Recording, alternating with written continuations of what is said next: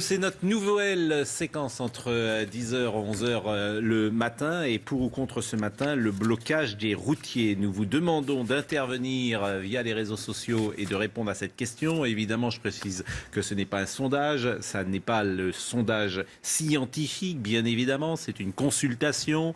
Vous pouvez dire oui ou non, pour ou contre. Et vous êtes contre à 58% sur les réseaux sociaux. Et pour évoquer ce sujet ce matin, Claire Aupetit, vous êtes députée de La République En Marche de l'Eure. Et Olivier Besancenot, vous êtes porte-parole du NPA, le nouveau parti anticapitaliste. Et vous êtes toujours postier. Toujours. Donc vous bossez toujours? Ouais, au guichet, maintenant. Au guichet. Donc vous avez bossé ce matin, vous bossez cet après-midi? Non, je bosse demain. Ouais. Vous bossez demain. Je travaille à 90%, donc le lundi, ça me permet d'avoir le plaisir de vous voir. Bon. Eh ben, ça nous fait plaisir que vous soyez sur ce plateau. Vous avez bien compris la question. Non mais la question, c'est pas pour ou contre la grève, c'est pour ou contre le blocage des routiers. Pas échappé. Ouais. Mais le blocage, c'est illégal, un blocage. Je ne sais pas ce qui est légal ou illégal, d'ailleurs. Ah bah si, ça moi je sais ce qui est légal et ce qui est illégal, et puis on le sait tous. Non, comme M. Sarkozy, l'avant-dernière mobilisation... avait essayé d'expliquer que c'était illégal, il s'était fait retoquer. Donc le problème de la légalité, c'est d'abord et avant tout un débat politique. Voilà. Et du contexte dans lequel on est. Moi, je pars d'abord de ça. Donc, je suis d'accord avec vous, mais quand on commence à entrer, c'est ce que je disais à Jean-Pierre Mercier, d'ailleurs qu'on remercie et qui nous a quittés, qui nous a quittés momentanément. Parce que j'ai bien compris la question, mais est-ce que vous avez compris ma réponse? Bien sûr que je l'ai compris. Mais je vous dis, lorsqu'on commence à entrer dans la légitimité de l'illégalité, je l'ai dit à Jean-Pierre Mercier tout à l'heure et je vous le redis à vous, on sait quand on entre, on ne sait pas quand on sort. Ouais, mais le problème, c'est que c'est pas nous qui sommes rentrés là. Le problème, il est posé par la politique du gouvernement, par la politique du pouvoir, le bras de fer, les déclarations qui consistent à dire de toute façon, on ne cédera pas. Enfin, toute chose déjà entendue par différents gouvernements successifs. Mais la question de la légitimité, on peut même utiliser beaucoup de salive pour me convaincre du contraire. De toute façon, elle est plantée dans le décor. Donc moi, je suis pas routier. C'est pour ça que la question, elle est posée un peu bizarrement. Moi, je les soutiens. À 100%, voilà, parce que je sais que quelles que soient les formes de mobilisation, on choisit rarement par le plaisir de rentrer dans la lutte. Voilà, on le fait parce qu'on est acculé à le faire. Donc je les soutiens, mais par ailleurs, c'est pas à moi de discuter des formes de mobilisation qui sont discutées par tel ou tel branchement. En tant que postier, par exemple, quand je me mobilise, on a déjà tout tenté, des pétitions, des occupations, des manifestations, des grèves. J'ai fait 10 000 trucs. J'aimerais pas qu'il y ait des gens de l'extérieur qui viennent m'expliquer comment il faut faire, pourquoi il faut le faire, est-ce que la frontière etc. doit être la légalité ou pas? C'est ça ma question. Quand vous manifestez, vous, pour la Poste, est-ce que vous restez dans le cadre de la loi? Pas toujours. Il y a des fois, par exemple, on nous a interdit le droit de manifester et on a manifesté quand même. Voilà. Donc, c'est ça la question que pose le blocage des routiers. C'est quelque chose qui est illégal. Comme quoi, vous voyez, c'est pas que la question du blocage, puisqu'elle s'est déjà posée pour des questions de manifestation, elle s'est même déjà posée pour des questions de grève. Elle se pose à chaque fois qu'il y a la lutte. Le problème, c'est que derrière ça, moi, je vois beaucoup de crispation du côté du gouvernement, parce que quand vous amenez le débat sur c'est illégitime, vous n'avez pas le droit de le faire, ça veut dire que vous-même, vous n'êtes pas trop sûr de ce que vous êtes en train de faire. Voilà, ça veut dire que vous pensez que finalement, il y a quelque chose qui peut potentiellement vous échapper. Et de toute façon, il y a un bras de fer qui est enclenché sur la question de la loi travail. Et c'est difficile de se concentrer simplement sur la question des routiers. Même si, en effet, j'ai bien compris qu'il y avait par ailleurs des revendications catégorielles. Même si, en effet, leur mobilisation, c'est un condensé de ce qui nous attend tous par rapport à la loi travail, sur la question du renversement de la hiérarchie des normes, sur la question du plafonnement des indemnités prud'homales, sur la question de la facilitation des licenciements économiques. Ça, en effet, ça ne concerne pas que les routiers. Ça concerne tout le monde. Mais par ailleurs, on pourrait dire, par exemple, là je parle de notre camp, c'est-à-dire ceux qui sommes contre la loi travail, ce qui n'est pas le cas de tout le monde. On pourrait dire c'est notre grève par procuration, mais j'entends par exemple des syndicalistes routiers qui disent faites surtout pas ça. Le faites pas par procuration. Nous, on est obligé de le faire de cette manière-là parce qu'on est bloqué, mais chacun doit être amené à se mobiliser d'une manière ou d'une autre contre la loi travail. Et moi, ce qui m'intéresse, c'est cette mobilisation d'ensemble. Voilà, parce que plus on sera nombreux et plus on arrivera à régler justement ces débats sur les modalités de la lutte. Le pour ou contre, a priori, moi je ne dois plus parler.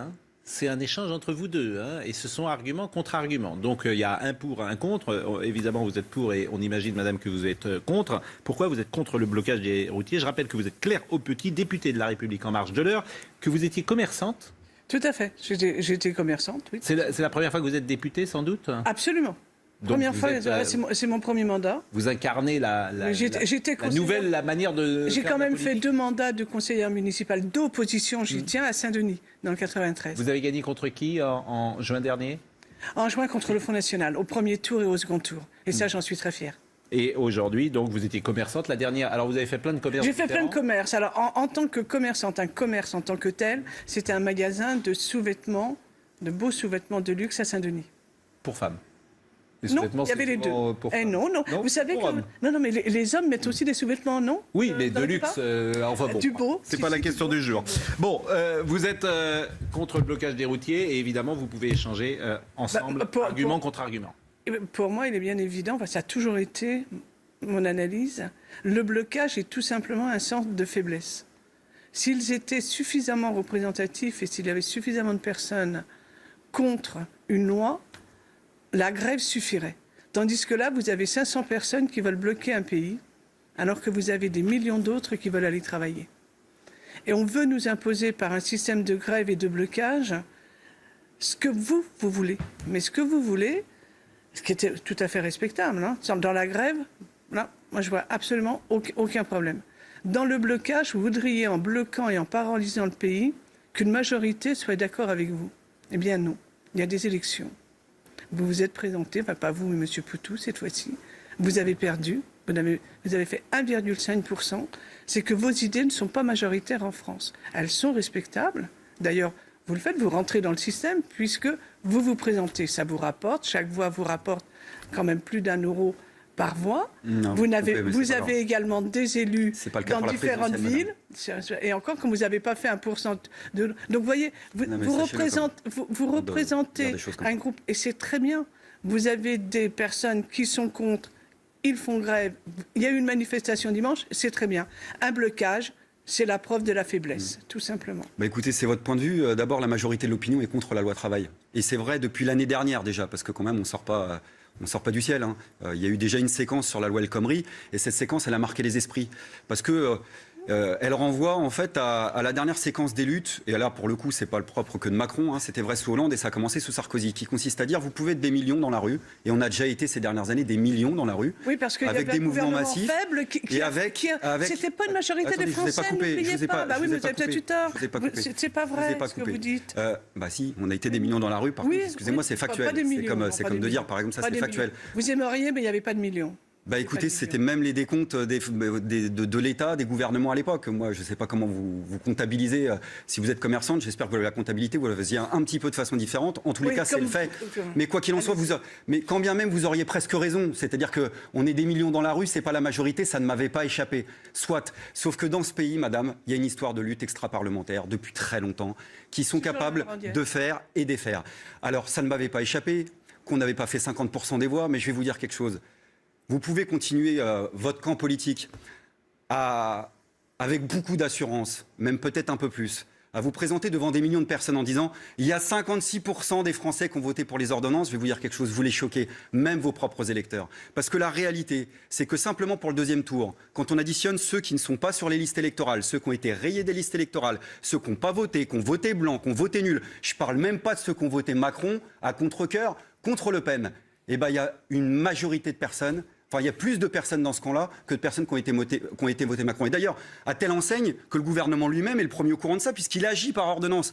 Si vous étiez si sûr de votre légitimité, pourquoi agir par ordonnance? Alors je sais, je termine là-dessus, il y a le grand débat technique en disant ça permet d'aller plus vite. La réalité, c'est que le blocage, il vient dans votre camp. Voilà. Et le discours que vous meniez sur les actions des camionneurs aujourd'hui, je l'étais déjà...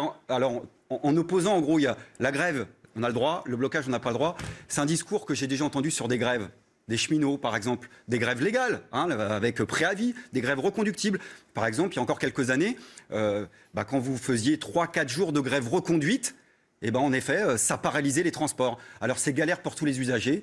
Nous, le premier, mais moi... Pas la même chose. Alors pourquoi? Parce que moi, du blocage, à l'époque, je me souviens des grands titres. Non, mais qu'une grève paralyse, c'est pas la même chose, puisque par définition, elle a des effets, la grève. Et effectivement, vous pouvez plus prendre le train. Mais vous savez qu'il y a des mouvements de grève aujourd'hui, vous êtes au courant? Oui, je suis d'accord. Que les camionneurs sont en grève. Non, mais le blocage, c'est autre chose. Aller avec son camion bloquer la raffinerie de Donge... Faire des barrages filtrants, vous voyez, c'est pas là-bas. C'est encore autre chose, des barrages filtrants. Bloquer une raffinerie, c'est illégal. C'est tout ce que je dis. Et ce qui nous intéresse, c'est ce que vous êtes pour. Et vous avez tous les droits de dire votre avis. Il faut partir de l'histoire telle qu'elle a été faite dans les mouvements de raffinerie. Qu'est-ce qui s'est passé? Il y a eu un mouvement de grève majoritaire, là, pas sur cette séquence-là, mais les dernières fois, majoritaire des salariés qui étaient en grève majoritaire dans les centres de raffinerie. et qui, en effet, à ce moment-là, ont occupé, bloqué. Et c'est à ce moment-là que M. Sarkozy était retoqué sur ces questions de légalité. Voilà. Donc vous ça, savez, c'est autre chose. non mais je suis en train de vous dire que le cas que vous, je vais vous demander quelque chose. Je vais vous demander un cas d'école à tous les deux. Un cas d'école à tous les deux. Moi, je voilà. suis arbitre. Je vous demande un cas. C'est à madame, moi je suis arbitre. Et moi, je parle imaginez mieux. une seule seconde que vous placez dans le camp de ceux qui se mobilisent et qui utilisent tous les moyens et qui se retrouvent face à des gens qui vous disent on négocie. Et moi, ces phases de négociation, je les connais bien parce que j'ai exactement la même chose actuellement à la Poste. C'est-à-dire qu'en fait, on négocie pas, on vous reprend de haut, on vous explique ce qu'il y a dans la réforme, on vous explique ce qu'il y a dans les ordonnances pour la cadre de la loi travail, on va me réexpliquer ce qu'il y a dans le cas de ma réorganisation et de ma restructuration sur mon bureau, c'est-à-dire pourquoi on me supprime 2 emplois, par exemple, en ce moment, en imaginant que j'ai pas compris. Et puis on va me le refaire en boucle. Vous savez, c'est comme l'automatisation à la Poste, ça a commencé comme ça. C'est-à-dire on a face à nous l'automatisation, ça a commencé comme ça. C'est-à-dire qu'on a face à nous des gens qui répètent, ils ont une disquette et ils nous répètent les trucs. Voilà, et il n'y a pas de négociation. Qu'est-ce que vous appelez l'automatisation à la Poste? Ça veut dire qu'on a des discours tout faits de la part de la direction et du management, par exemple, qui est là finalement pour vous dire on ouvre une audience, pas une négociation, on fait semblant de vous écouter, en réalité il n'y a pas de marge de manœuvre. Et par exemple chez les routiers, c'est exactement ce qui se passe. Je suis sûr que vous ayez répondu à ma question. L'automatisation à la Poste, c'est ça? Oui, c'est-à-dire que nous... C'est des services simplement automatiques, c'est ça que j'ai compris, moi. Par exemple, quand vous entrez à la Poste aujourd'hui, votre lettre, vous passez plus au guichet, vous la mettez toute seule, comme un grand, et c'est plus rapide et plus pratique, et c'est mieux. Non, c'est même pas vrai, parce qu'en fait, vous êtes obligé de repasser au guichet pour pour le c'est pas vrai. Ah non, moi je vais... Alors là, j'emmène... C'est moi qui mets mes lettres, je vais sur la petite machine, tchac, ça dure 3 minutes. Mais pas en recommandé. Ah, pas de recommandé. Voilà, on est d'accord. Ah, j'en envoie pas tous les jours en recommandé. Les gens, je vous reproche pas de m'envoyer de recommandé, mais comme c'est mon métier, je sais de quoi je parle. Oui, je suis d'accord avec vous, mais l'automatisation, ça c'est plus pratique. Ça c'est plus pratique, c'est plus rapide. Il y a des Non mais attendez, là on est en train de faire une négociation, mais je vais vous dire, comme ça on peut être d'accord. C'est que pour moi l'automatisation, ça peut être un super point d'appui si ça peut permettre d'aller plus vite. Voilà. Mais quand vous avez c'est ça dont je parlais, une négociation, des dirigeants qui m'expliquent que l'automatisation finalement, c'est ce qui justifie qu'on va supprimer des emplois. Évidemment, moi je suis pas d'accord, parce que c'est pas simplement que c'est pas bon pour nous, c'est pas bon pour les usagers du quartier dans lequel, par exemple, j'interviens. Et ce que je leur dis dans ces négociations-là, c'est que les premiers automates, c'est eux, puisqu'ils ne font que répéter par cœur ce qu'ils ont appris dans je ne sais pas quel cours de communication. Et dans les faits, il n'y a pas de négociation, parce qu'une négociation, c'est chacun avance. On n'entend que vous, là. Oui.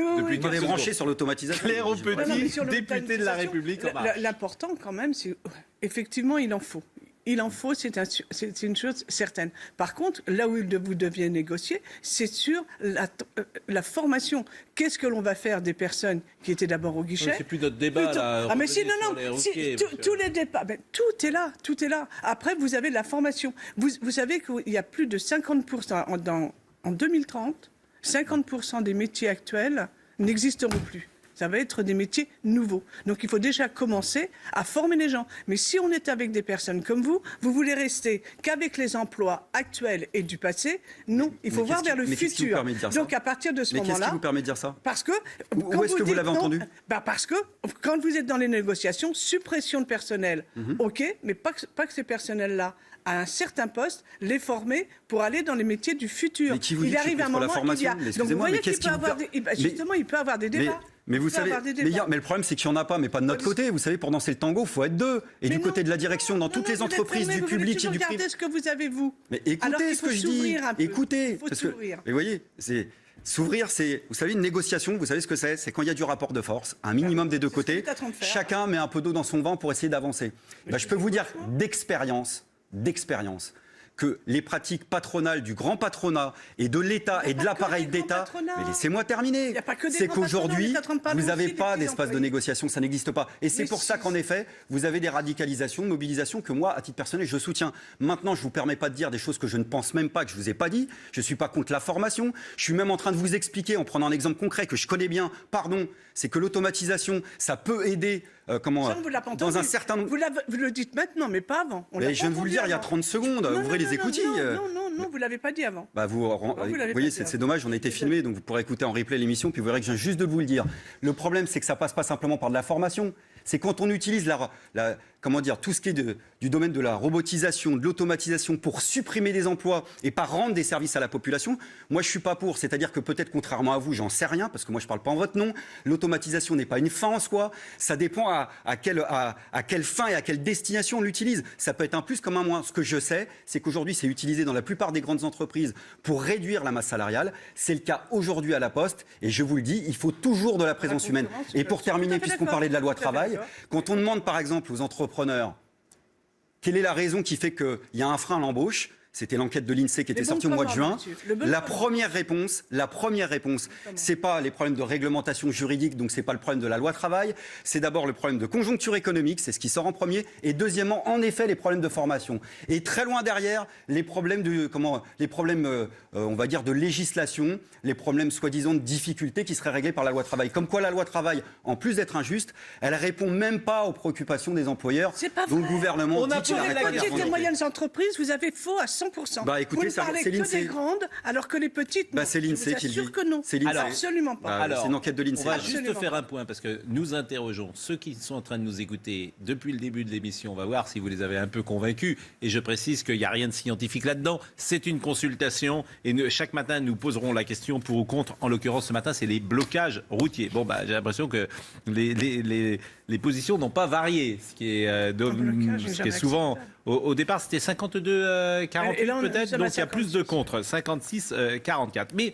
ce que dit Madame est intéressant parce que moi j'entends beaucoup de témoignages de petits patrons. Alors ils sont patrons, j'ai envie de dire, parfois ils gagnent moins que beaucoup de salariés. Hein. Ils sont patrons par nature parce qu'ils n'ont pas envie d'être salariés, donc ils sont artisans et puis ils ont 5, 10 ou 15 personnes.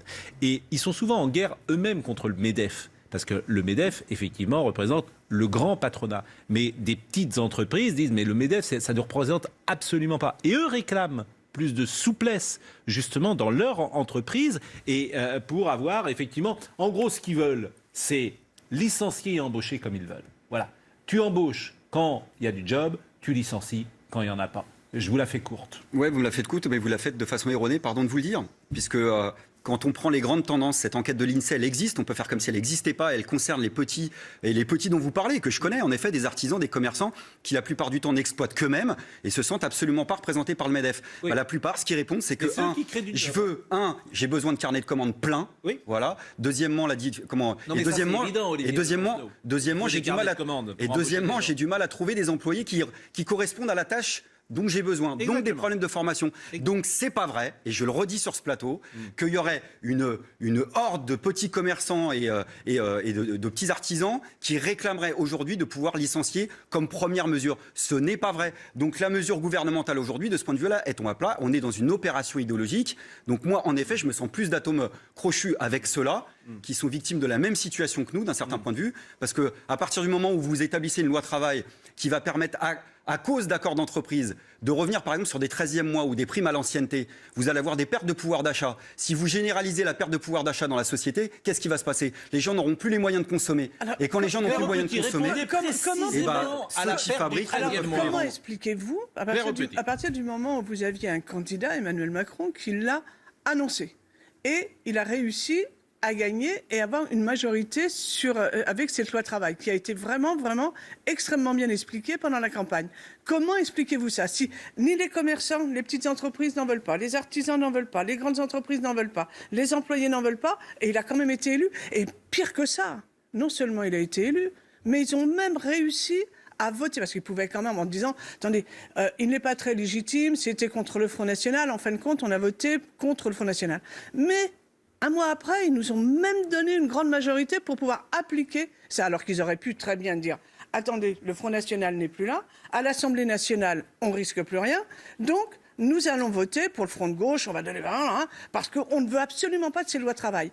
Vous aviez quand même le petit bulletin de vote. Eh bien, la majorité des gens ont voté, et nous avons 314 députés. Vous expliquez comment? Ils sont bêtes? Ils ont quoi? Ils n'ont rien compris? Non, ils attendaient que dans la rue, un mois après, M. Besancenot arrive en disant attention, c'est pas bon. À la différence de vous, j'évite de prendre les gens de très haut. Donc, mais je ne vous prends pas de très haut, je vous demande des explications parce que je ne comprends pas. Mais je vous les demande de la même manière. Ben non. Puisque vous avez l'air si sûr de vous. Non, ben justement que non, je vous Et interroge. continuez, continuez avec votre certitude. Si vous êtes Je persuadé suis pas certitude. que l'élection...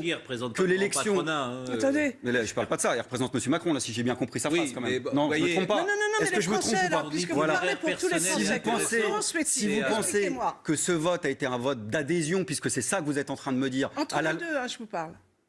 puisque vous pensez, et y compris inclus les législatifs, puisque vous mettez une deuxième couche, que ça a été un vote d'adhésion à la loi travail, je vous laisse le soin de continuer avec cette perspective politique-là et je vous souhaite bien du courage. Bah attendez, À vous de m'expliquer pourquoi une majorité de l'opinion est contre la loi travail dans cette Attendez, pour le moment, Oui, mais alors ça, c'est nous délicat ce que voyons... vous dites. Comment dire vous vous basez sur les sondages pour ça. Ouais, plusieurs enquêtes d'opinion, ouais, bien ça. sûr. Ouais. Mais moi, je dis un sacrilège. Non, mais non, pas du tout. J'ai Vous envie de me dire. sortez des sondages. J'ai envie de dire Non, on parle pas de qu'aujourd'hui, sondage. j'ai envie de dire qu'aujourd'hui, dans nos démocraties qui vont devenir absolument ingouvernables, ça va être ingouvernable puisqu'il y a eu des élections il y a 3 mois. Si on ne fait pas, surtout avec un système peut-être d'application, j'en sais rien, de référendum pour interroger les uns et les autres, surtout, comme ça, ça sera plus simple, surtout. C'est-à-dire qu'on aura tous un petit dans nos portables. Je comprends ce que vous dites, mais on peut Parce peut-être qu'autrement, d'accord sur. On peut peut-être se mettre. La loi travail, c'est pas n'importe quoi. Vous voyez, derrière ça, surtout quand c'est la deuxième couche qui passe après la loi El Khomri, il n'y a pas simplement tout ce que j'ai expliqué sur les prud'hommes, sur le CDI, sur ce qu'on connaît tous maintenant. Il y a une contre-révolution du droit du travail. Il faut bien comprendre qu'il y a un siècle, quand le droit du travail a été construit, y compris le premier ministère du Travail a été construit, c'est parce qu'il y a eu des catastrophes minières notamment terribles, il y a eu des grandes mobilisations qui font qu'on a obtenu une chose, un principe qui est en train d'être mis en cause depuis quelques années. Ça ne dépend pas que de Macron, c'est vrai. C'est qu'on demandait en effet aux employeurs de s'adapter au droit social, et notamment au plus grand patronat de s'adapter aux règles du droit social.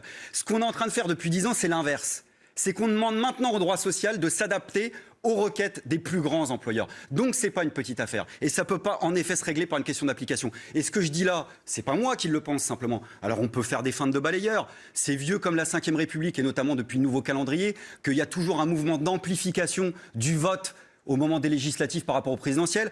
Ça ne m'a pas échappé que M. Macron avait été élu. Voilà. Je ne dis pas qu'il a fait un coup d'État. Je ne vous dis pas ça. Je vous dis que là, aujourd'hui, en effet, il y a un passage en force du point de vue social. À telle enseigne que quand on pratique par ordonnance, madame, parce que si vous étiez si sûr de vous, pourquoi les syndicats ont été reçus. Il y a eu des heures de...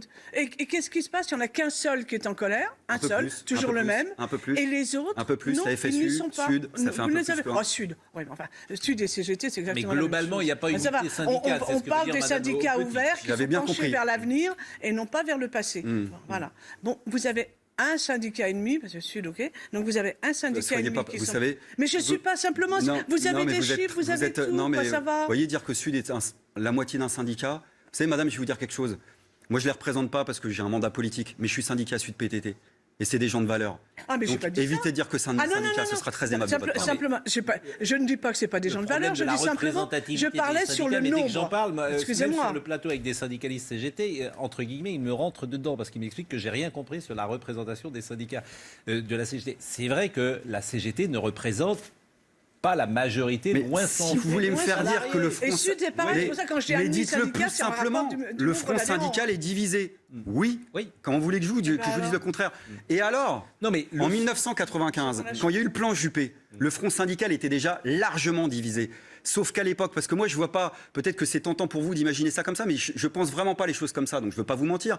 Je ne résume pas les mobilisations sociales qu'avec les lunettes qui consistent à comprendre ça par le biais des organisations syndicales. Pour moi, il y a mobilisation quand il y a des salariés syndiqués ou non syndiqués qui sont dans la lutte. Et d'ailleurs, en général, plus de salariés non syndiqués que de salariés syndiqués. En 1995, il y avait un front syndical divisé. N'empêche que le plan Juppé, à l'époque, pour ceux qui s'en souviennent, qui concernait la sécurité sociale, avait été retiré parce qu'il y avait eu des mouvements de grève, des blocages, des occupations et un mouvement dans la jeunesse. Madame Petit. Et ils le regrettent encore aujourd'hui. Ils n'ont pas eu suffisamment de tempérament et de caractère. Nous n'en serions pas là s'il y avait eu les changements en temps et en heure. Malheureusement, il n'y a pas eu. Et j'espère vraiment, vraiment... Je suis très fier qu'on ait sauvé la sécurité sociale à l'époque. Madame Aupetit, on était parti sur les blocages des routiers et forcément, on a un peu ouvert le débat, c'est bien normal. Pourquoi vous défendez la loi travail?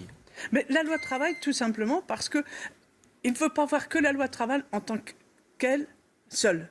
C'est un plan de transformation complètement de notre société. Et là s'enclenche l'un dans l'autre. Déjà, pour la liberté, beaucoup plus de souplesse de façon à embaucher. C'est quoi la Beaucoup souplesse plus facilement. précisément, concrètement? La souplesse, c'est tout simplement pouvoir, quand vous avez un carnet de commandes pleines, vous avez des commandes. Si vous ne pouvez pas, et cette commande va être quand même prise sur un temps, vous savez, que vous avez 6 mois de travail sur cette commande-là, il faut que vous embauchiez. Et vous ne pouvez pas embaucher au risque, après, si votre carnet de travail ne se refait pas, ne se remultiplie pas, vous allez avoir vos employés... Alors, on va faire argument contre argument. Ça, précisément, Ou alors, est-ce que on ne vous fait entendez que ça? de l'intérim. Et Est-ce ça, que il vous- n'y a pas. Il Voilà. nous faut absolument Alors, pouvoir embaucher est-ce que à ce vous moment-là. entendez ça? Je suis commerçant, j'ai une grosse ou artisan, j'ai une grosse commande pendant 6 mois. Je prends 4 personnes et dans 6 mois, je les mets dehors. Est-ce que vous entendez cet argument? Oui Mais ou on non? vient d'en parler tout à l'heure. Moi, je ne crois pas que ce soit le problème des artisans et des commerçants, question numéro 1. Mais s'il y en a là, mais Vous me posez une question, Mais laissez-moi oui, la mais vous possibilité. croyez pas il existe, moi je l'ai entendu ça. Il y a des gens qui me disent j'ai 6 mois de commande. Ouais. Je peux répondre ou pas? Voilà. Ah, répondez. C'est que, quand bien même moi je suis pas d'accord parce que je suis pas d'accord avec ce que vous êtes en train de m'expliquer, c'est que ça marche pas ce que vous êtes en train de dire. Voilà, ça marche pas. Moi, ça fait 2000, 2017, allez, ça va faire 15 ans, plus de 15 ans, je vais être généreux, plus de 15 ans, que ce discours est à la manette de toutes les actions politiques. En plus de 15 ans, on a eu plus de 170 modifications législatives, ordonnances, décrets, réformes qui touchent à la fameuse on va donner un peu plus de souplesse au marché du travail pour permettre aux petits commerçants de faire exactement le cas de Non, figure dont vous parlez. artisans, s'il vous plaît, laissez pas que les commerçants, mettez les artisans. Les artisans C'est aussi, important. je les Pardon, connais. et les Il y en a même qui viennent dans mes réunions publiques, et absolument, et je découvre un milieu dans lequel je ne suis pas forcément à l'aise. Mais en effet, je rends compte qu'il y a des alliances possibles. Ça ne m'a pas échappé. 170 modifications. Oui, mais pas Dites-moi d'un chiffre, quelles conséquences positives sur la question de l'emploi, puisque tout ça est vanté par un seul argument, c'est que ça va créer de l'emploi. Il n'y a jamais eu autant de chômeurs dans ce pays. Oui. Alors aujourd'hui, on a des nouvelles têtes qui déboulent en disant Non. mais nous, c'est pas la même chose. On va le faire vraiment. Et promis, juré, Madame craché, Petit vous vous verrez dans Vous 3 ans. oubliez Et moi, une je vous chose. verrai qu'il n'y aura Non, pas non, moins de Dans chômage votre dans 2 ou 3 analyse, ans. vous n'êtes pas complet. Vous oubliez quand même que nous avons une crise financière extrêmement importante. Ce qui fait que nous avons évidemment énormément d'entreprises qui ont fermé et non pas qui sont ouverts. Et nous le payons aujourd'hui. Donc Il faut vous voyez bien redonner... que Non. Vous voyez bien que la conjoncture économique, visiblement, elle joue Mais beaucoup évidemment plus qu'elle que les joue. questions Évidemment de qu'elle joue. C'est pour ça qu'on est réglementation. en train de parler de commandes. Donc il y a eu évidemment des lois pour assouplir. Malheureusement, nous avons eu cette crise économique. Aujourd'hui, il faut relancer. Parce que ça ne vous a pas échappé quand même que nous avons énormément de chômeurs. Et si nous restons comme vous voudriez que l'on reste, ça va s'aggraver. Mais Nous sommes Madame, quand vous même êtes en train de dire que je sur une souhaite qu'il y ait planète. Nous encore sommes 6 pas millions de tout chômeurs seuls. dans le pays. Donc là, Madame, il faut redonner... Madame, est-ce que vous écoutez ce que vous redonner dites parfois? l'oxygène. Pardon de vous Et il va couper. y en avoir. Pardon de vous couper. Non, je vais continuer. Parce Oui, que mais vous allez continuer après. Mais je voudrais Non, juste je vais souligner, continuer. que vous venez de dire que j'étais en train de m'accommoder du fait qu'il y ait 6 millions de chômeurs. Eh ben, Alors écoutez, on n'est pas d'accord. apparemment, oui. On n'est pas d'accord, on n'a pas les Apparemment, mêmes oui. solutions. Vous ne voulez jamais, On n'a jamais, pas- jamais aller Madame, vers l'avenir. on n'a pas les mêmes solutions, mais respectez les gens qui ne sont pas d'accord avec vous.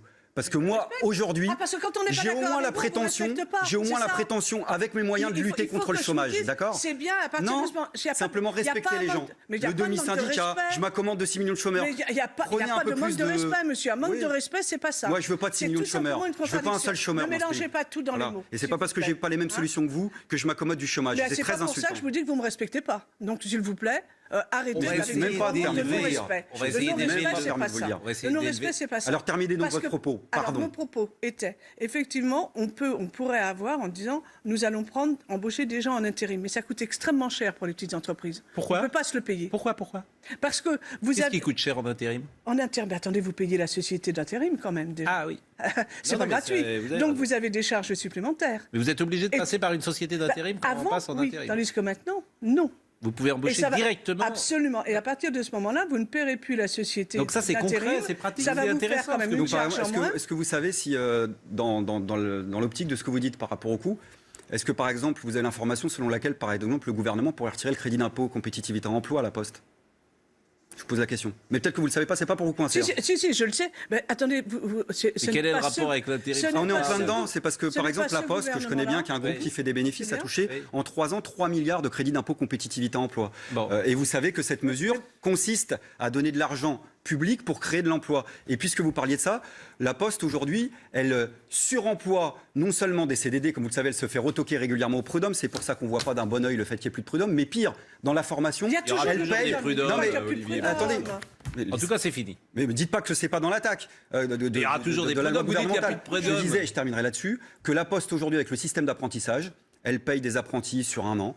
De sa poche, environ 300-350 euros. Le restant, c'est l'État et les pouvoirs publics. Et évidemment, à la fin, qu'est-ce qu'elle fait? Elle ne les garde pas. C'est fini. Elle Les les garde syndicats pas. sont dedans, il me semble. C'est fini. Dans la formation. Dans C'est la formation, fini. Il y a dans les employés, l'apprentissage. il y a les syndicats, non? Visiblement. C'est fini. employeurs et les Et syndicats. vous nous direz ce que vous en pensez. C'est la première fois qu'on faisait ce débat, pour ou contre. Et tous les jours, on a envie de poser une question. Pour ou contre, on va terminer avec le sondage pour voir s'il a bougé. On avait commencé à 52-48 et on finit... Non, 42-58, on avait commencé. Donc il y a moins de contre à la fin. Il y a plus que 55 qui sont contre. C'est pas un sondage, bien évidemment, c'est une consultation. Je remarque une chose, Olivier Besancenot, c'est que le nouveau parti anticapitaliste, vous bénéficiez d'un courant de sympathie très fort. J'ai toujours remarqué ça. Oui, toujours. Olivier Poutou, vous-même, durant la campagne. Mais Philippe Poutou, d'ailleurs, j'ai dit Olivier Ouais, Poutou. mais c'est pas une bonne Philippe, synthèse qui me gêne pas. Philippe Poutou, vous-même. Mais en même temps, aux élections, c'est vrai que derrière cette cote de sympathie, ça ne se traduit pas par un vote important. On peut le dire comme ça quand même. On peut le dire comme Voilà, ça. on peut le dire. Et on cherche à réduire cette marge. Vous avez pas échappé. C'est entendu. Mais c'est vrai que c'est toujours frappant de voir que... On cherche à réduire la marge électorale, mais sans passer par l'automatisation ni les hologrammes. Merci en tout cas.